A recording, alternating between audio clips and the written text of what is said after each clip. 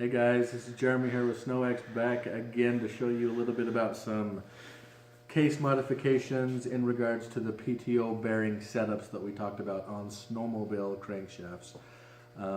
Let's take a look at this quick little review, what we went over the other day.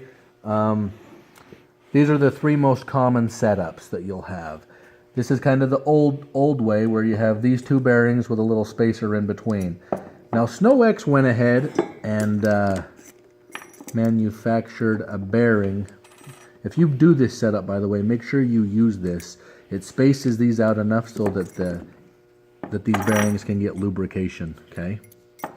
SnowX came out with a bearing setup, one big fatty that covers almost, it's the same width as that. It's 44 millimeters wide. This where it's just superior. We love using this. It works great. It grabs a hold of the whole case in there, and it's also how all your new ones are. The new Dragons, Pros, Axis, they all use this setup. Now speaking of that, this right here is the PTO bearing off of a Dragon or a Pro, and if you can see, this one's 48 millimeters wide and this is 44 millimeters wide. I don't know if you can kind of see that 4 millimeter difference. Now you can run this in the big block crankshaft. If you do, this is your PTO seal. This is a stock one. This is one that we've had to modify to run this bearing, okay, to make it fit. Which works, it's really tight. You also have to modify the case and go into your seal a little bit and line it all up, make it perfect. It's really a tight fit. We've seen a fair amount of failures with this, like I showed you the other day on one of those crankshafts. This is what had failed. This setup wasn't done properly. By far the easiest way, put on a SnowX bearing, use your stock seal, put that up. When you drop it in the case, fits perfect, ready to go. So moving on to cases, let's talk about them. How to do the modification. Now, first off, we're only dealing with the top case. We don't want to mess with the bottoms at this time. So top case, and the top case out of this one as well. Okay, next step. Identify and locate the mag side and the PTO side. PTO side is the clutch side. Okay, so this one here is a stock case. It has never been modified. So if your engine is completely stock, this is what it's going to look like. You're going to take it apart, flip upside down your top case. This here is the PTO side. This is where the PTO bearing gets oil from the oil injection. When you install this bearing, this is what it's going to look like. We have it right here on a crankshaft. So you set that down on there. You can see it almost covers up that hole. Dang near covers up the oil, a stock oil injection hole. So we're going to go in there with a little Dremel tool and widen that out just to ensure that when that oil is being injected in, goes through the bearing and gets sucked back in through the engine. So this is how it's going to look with the stock seal in there.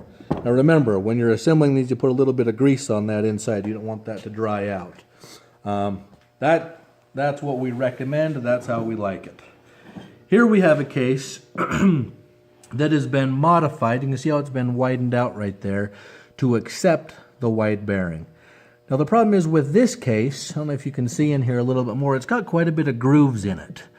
Meaning that the bearing, the outer race of the bearing has spun in the case, creating these grooves in the aluminum, which not a good sign. It means the crankshaft was wobbling around in there. One good idea or a solution that we have for that, try to use bearings or have your crank guy, your crank rebuilder, use bearings that where you can put an O-ring on them. See that O-ring? I know a lot of the older Polarises use pins. A lot of Ski-Doos use little locator pins. We've had a lot better luck with these O-rings. Don't have to worry about that pin coming out, going through your engine, anything like that. Plus, this O-ring will lock that outer race of the bearing in there where it's not going to spin at all. I wish that they were all like that they'd had done that the whole career, but you know, they haven't. So this is an upgrade, definitely. So when your case gets worn, or you know, wore like that, where you don't feel comfortable using it, it's out of spec, you can send your cases in to be line bored. Don't know if you can see that very good. It still has a little bit showing there where it had rubbed, but this is a lot better than what it was, okay?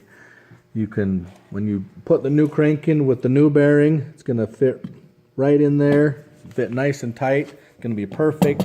Outer race of that bearing does not spin anymore.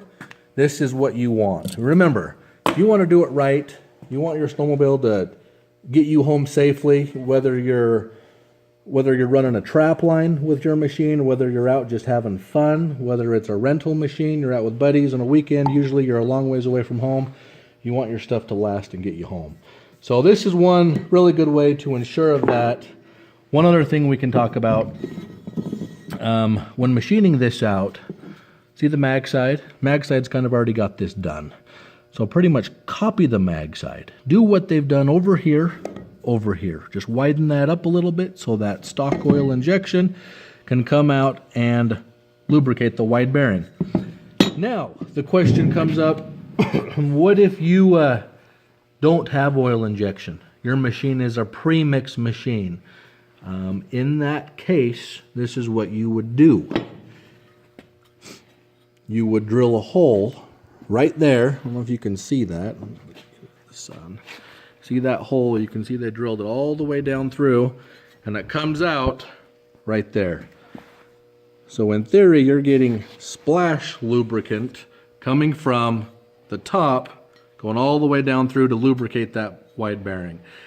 It works, but we have found we've had better success with keeping the oil injection on. These engines like to have oil. This particular case has had a lot of modifications done to it.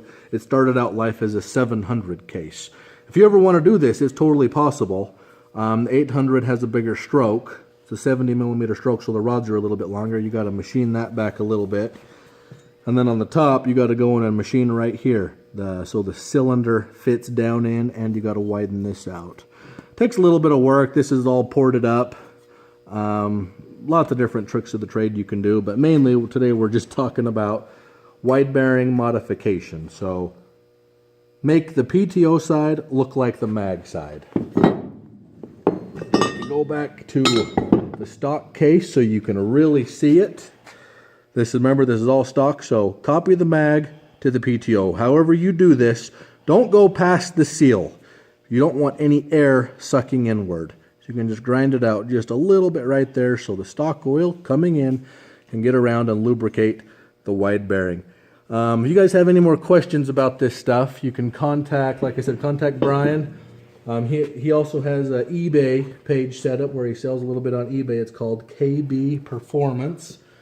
If you want to get a hold of me, snowxparts@gmail.com or powersportsparts15 on eBay. Thanks, guys. See ya.